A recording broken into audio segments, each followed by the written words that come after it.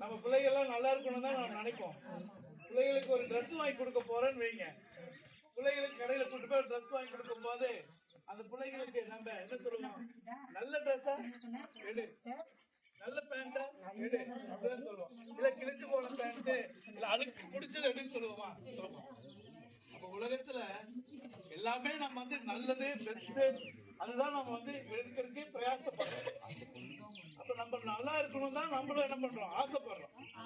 அப்ப நம்மளே ஒரு தெய்வம் என்ன சொல்றாரு, நல்லா இருக்கணும், சுகமா இருக்கணும் அப்படின்னு தான் விரும்புறேன்.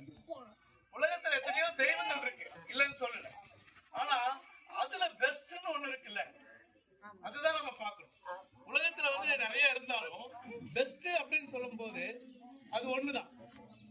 அப்ப கடவுள்கிற ஒருவர் அவர் பெஸ்டா இருக்கணும், அவரை மனசுல நேசிக்கணும், அவரு தான் நம்ம மேல அன்பு செலுத்தணும். அவரை பார்க்கும் போது நமக்குள்ளார ஒரு அன்பு நமக்கு வரணும், ஏன்னா அவர் நம்மளை நேசிக்கிறனால. இந்த உலகத்துல எல்லா மனுஷனும் ஒரு விஷயம் கவனிங்க, உலகத்துல ஒரு எல்லா மனுஷனும் ஒண்ணு ஆராய்ச்சி பண்ணாங்களாமா. என்ன அப்படின்னா, நெருப்பை பார்த்து கேட்டாங்களாமா, இந்த உலகத்திலேயே ரொம்ப சக்தி வாய்ந்தது எது அப்படின்னு நினைச்சிட்டு போய் ஆராய்ச்சி பண்ணாங்களாமா. அப்ப நெருப்பு தான் சக்தி வாய்ந்ததுன்னு நினைச்சிட்டு நெருப்பு கிட்ட போய் கேட்டாங்களாமா, நீ தான் இந்த உலகத்திலேயே சக்தி வாய்ந்ததா அப்படின்னு கேட்கும் போது நெருப்பு சொல்லிச்சாமா, நான் வந்து சக்தி வாய்ந்ததா இருக்கிறேன், ஆனா இந்த தண்ணி இருக்கு பாத்தீங்களா, அது என் மேல பட்டுருச்சுன்னா நான் பொஸ் நினைடுவேன், அழிஞ்சு போயிருவேன் அப்படின்னா. அப்ப நினைச்சாங்களாமா, ஒரு தண்ணி தான் உலகத்திலேயே சக்தி வாய்ந்ததுன்னு போய் தண்ணி கிட்ட போய் கேட்டாங்களாமா. அப்ப தண்ணி சொல்லிச்சாமா, நான் வந்து நல்லாதான் இருப்பேன், இந்த வெயில் இருக்கு பாத்தீங்கன்னா சூரியன் சுருளம் பண்ணுதுல, அது மேல பட்டோடனே நான் அப்படியே காணாம போயிருவேன் அப்படிச்சாமா. அப்ப உடனே நினைச்சாங்களாமா, ஓ சூரியன் தான் உலகத்திலேயே சக்தி வாய்ந்ததுன்னு நினைச்சிட்டு சூரியன் போய் கேட்டாங்களாமா. அப்ப சூரியன் சொல்லிச்சாமா, நானும் சொல்லுன்னு அடிப்பேன், ஆனா மேல இருக்கு பாத்தீங்களா அது அப்படியே வந்து மறைச்சிடும், அப்புறம் நானும் ஒண்ணுலாம் போயிடுவேன். ஓ அப்ப மேகம் தான் இந்த உலகத்திலேயே சக்தி வாய்ந்ததுன்னு நினைச்சிட்டு மேகத்திட்ட போய் கேட்டாங்களாமா. அப்ப மேகம் சொல்லிச்சாமா, நான் நல்லாதான் போயிட்டு இருப்பேன், இந்த காத்து இருக்கு பத்தியா, காத்து அதை அடிச்சு என்னை அப்படி பஞ்சு மாதிரி பறக்க வச்சிடும், அதான் போற இடம் இங்கதான் தெரியாம போயிருவேன்.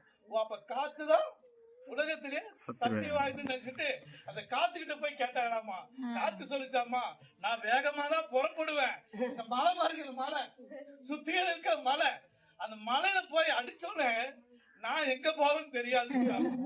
உடனே அப்ப மலை வந்து உலகத்திலேயே சக்தி வாய்ந்தது நினைச்சிட்டு மலை கிட்ட போய் கேட்டாங்களாமா. இங்க இருக்கு பாரு மலை சுத்திலும், அந்த மலை கிட்ட போய் கேட்கும் போது மலை சொல்லிச்சாமா, நான் சக்தி வாய்ந்ததா இருப்பேன், இந்த மனுஷன் இருக்கான் பாருங்க, அவன் வந்து இந்த குண்டு வச்சு என்னைய ஒண்ணுமில்லாம ஆக்கிடுவான், ஏதோ பெரிய பெரிய மிஷின் கொண்டு வருவான், அதை அப்படியே போட்டு அடிப்பான், நான் தவிடுபடி ஆகிடுவேன், அப்ப ரோட்ல தார் போட்டு எனக்கு ரோடு ஆக்கிடுவாங்க, அது மேல மனுஷன் நடந்து போவானா.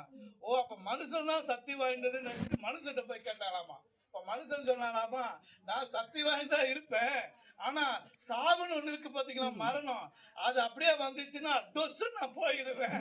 எவ்வளவு பெரிய மனுஷனா, படிப்பு டாக்டரா இருக்கலாம், வக்கீலா இருக்கலாம், எவ்வளவு வசதி இருக்கலாம், ஆனா அத்தனைக்கு என்ன ஆயிரும், என்னுடைய மரணம் வந்து நான் போனேன்னு என்னை டெட் பாடின்னு சொல்லி தூக்கி வீட்டை விட்டு வெளியே வச்சிருவாங்க. அப்ப நான் இல்ல, அந்த மரணம் தான் சொன்னாங்களாமா. அப்ப மரணத்துல போய் கேட்கும் போது மரணம் சொல்லிச்சாமா, இந்த உலகத்துல இருக்க எல்லா மனுஷனையும் நான் விழுங்கிட்டேன், ஆனா ஒரு மனுஷனை மட்டும் நான் விழுங்க முடியல, அவருதான் இயேசு கிறிஸ்துன்னு சொன்னாராமா.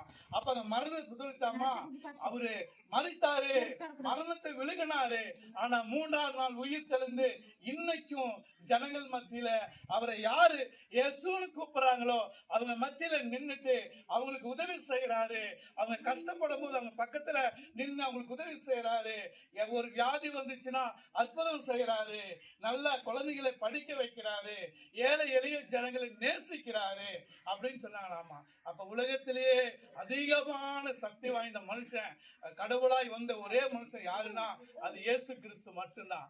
அவருடைய உயிர்த்தெழுதல், அவருடைய ரட்சிப்பு, அவருடைய அன்பு தான் இன்னைக்கு எல்லாரும் நெருக்கி இருக்குது. நீங்க ஒரு இடத்துல பிறந்திருக்கீங்க, நானும் ஒரு இடத்துல பிறந்திருக்கேன். ஆனா அந்த இயேசப்பாவுடைய அன்புனால உங்களை எல்லாம் பார்க்க வந்திருக்கிறோம். அதனால உலகத்துல அதிகமான சக்தி வாய்ந்த ஒரே கடவுள் யாரு அப்படின்னா அந்த இயேசு கிறிஸ்து மட்டும்தான். உங்க வாழ்க்கையில என்ன பிரச்சனை வந்தாலும் நீங்க பக்கத்துல உங்களை கூப்பிட்டா ஒரு நேரம் வருவாங்க, அடுத்த நேரம் உங்களை மறந்து போவாங்க. போன் பண்ணீங்கன்னா எடுக்க மாட்டாங்க. எத்தனையோ சூழ்நிலை உதவி செய்யணும்னு சொல்லுவாங்க, உதவி செய்யாம போயிருவாங்க. ஆனால் இயேசு கிறிஸ்துங்கிற பேரை நீங்க கூப்பிடும் பொழுது, இயேசப்பா எனக்கு ஒரு உதவி செய்யுங்க, நான் இந்த மாதிரி பிரச்சனையில இருக்கிறேன், இந்த மாதிரி வியாதியில இருக்கிறேன், இந்த மாதிரி தேவையில இருக்கிறேன் அப்படின்னு நீங்க சொன்னீங்கன்னா இயேசு உங்க மத்தியில வந்து பக்கத்துல நின்னு ஒரு தாய் தேற்றுவதை போல தேற்றி உங்களுடைய வாழ்க்கையை மாற்றி உங்களுக்கு சுகத்தை கொடுத்து நீங்க எல்லாம் நல்லா இருக்கணும்னு ஆண்டவர் விரும்புறார். அந்த பிறப்பின் பண்டிகை தான் இந்த கிறிஸ்துமஸ் பண்டிகை. இந்த கிறிஸ்துமஸ் நாளில உங்களுக்கு எல்லாருக்கும் உங்களுடைய வாழ்த்துக்களை நாங்கள் தெரிவித்து அந்த இயேசப்பாவுடைய அன்பை உங்க மத்தியில பரிமாறிக்கிறோம். வரும் நாட்கள இயேசுவை நீங்க தெய்வமா ஏற்றுக்கொள்ளுங்க. அவருதான் உலகத்திலேயே சக்தி வாய்ந்த தெய்வம். அவரை மீறி எதுவுமே இல்லை. அவர்தான் உங்களை பாதுகாப்பாரு, உங்க பிள்ளைகளை படிக்க வைப்பாரு, உங்களை நேசிப்பாரு. அருமையான இந்த வாய்ப்புக்காக உங்களுக்கு நன்றி செலுத்துகிறேன்.